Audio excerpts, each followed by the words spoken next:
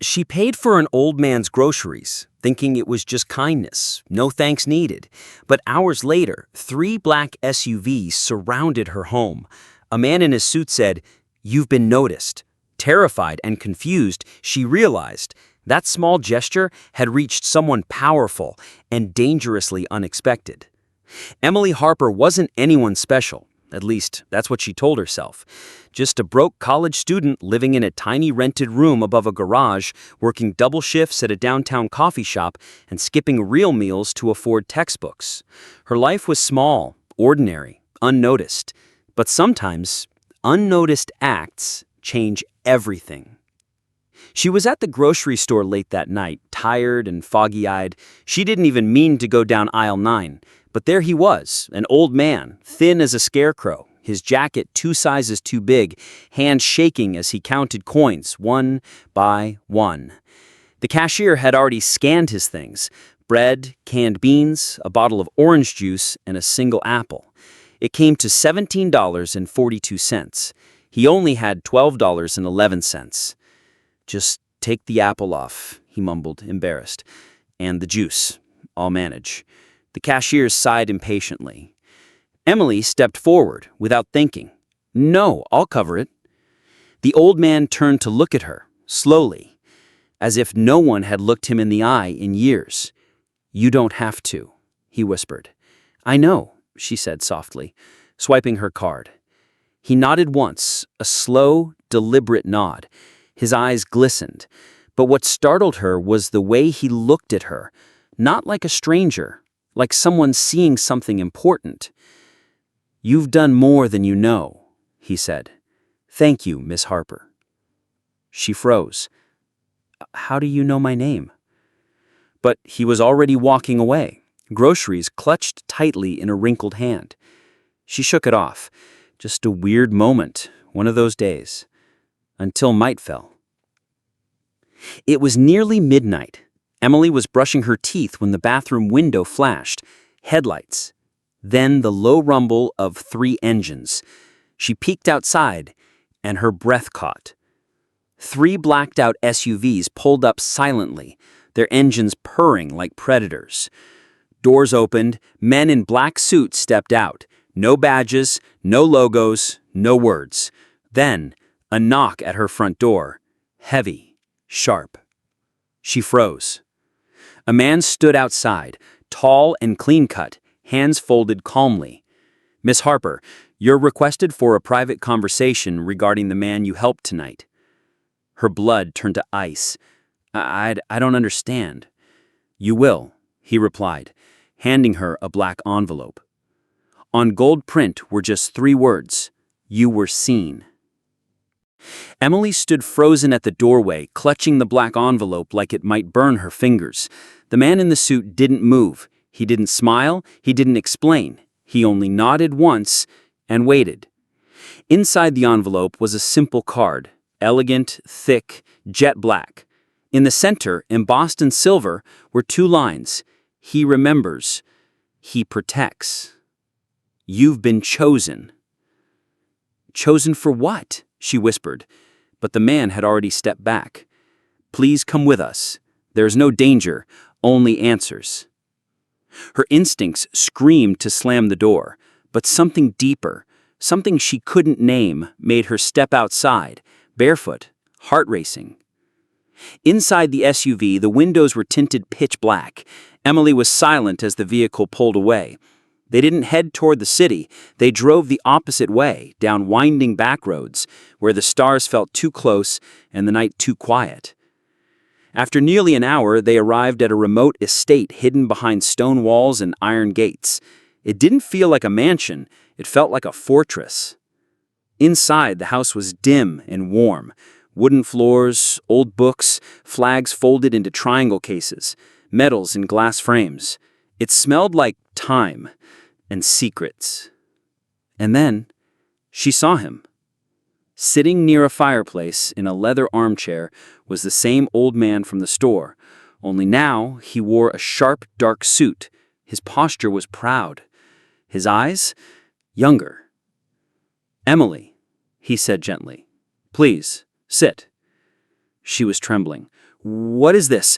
Who are you?" He gave a small smile. "My name is Thomas Greaves.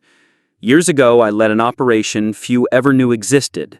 After my retirement, I vanished. That was the point."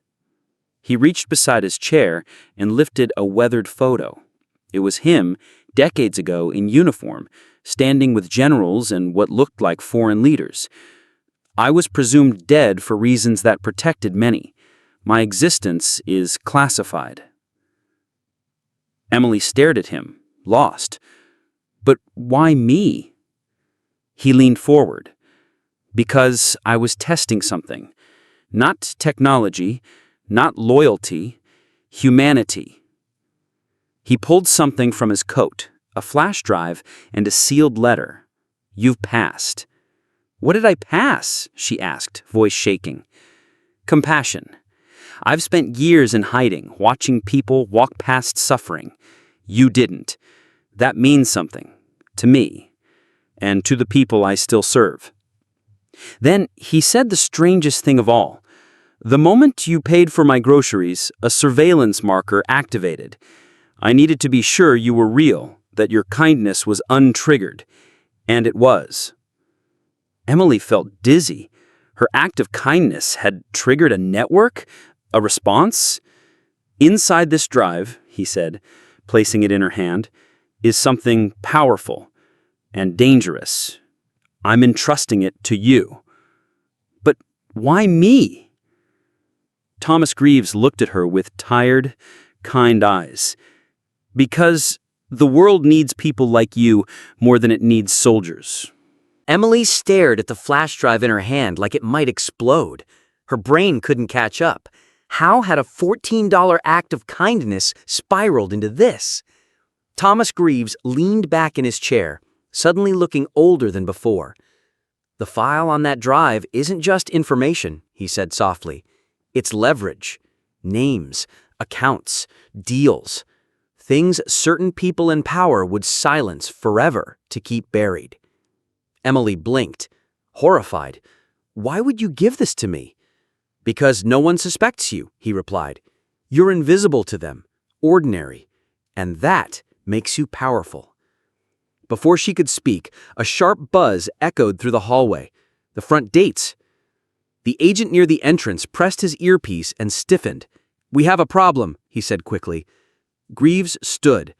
"They moved faster than I thought." Emily's heart dropped. "Who?" But she didn't need an answer. Outside, through the window, headlights appeared again, but not like before. These weren't the quiet, polished SUVs that brought her here. These were blacked-out tactical vehicles, fast, aggressive, armed. Greaves turned to Emily. "You need to run." I can't." "You have to.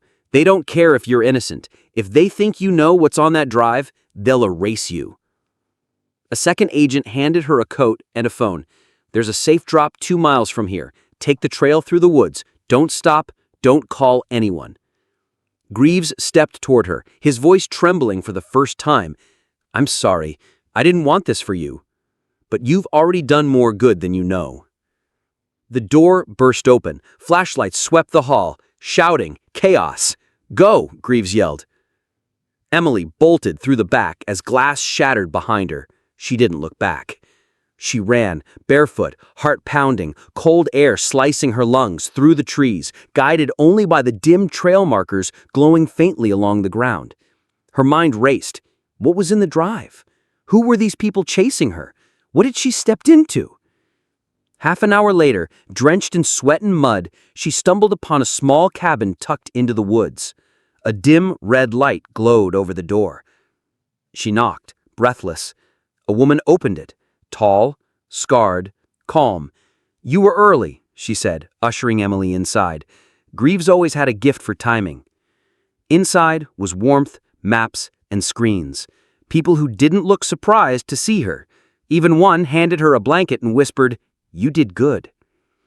Emily sat down slowly, still clutching the drive. Her hands shook. Her world had exploded. And yet, some part of her knew she hadn't just changed a life. she'd stepped into something much bigger than herself. The cabin became Emily's shelter for the next few days, a quiet place wrapped in guarded silence. No one asked too many questions, but everyone treated her like she mattered. She was no longer just a girl who worked part-time and studied late. She was now the girl who said yes to kindness and kept running toward it, even when it got dangerous. One evening, as the fire crackled and the forest outside slept beneath moonlight, the scarred woman who had greeted her, Agent Nia, finally spoke the truth.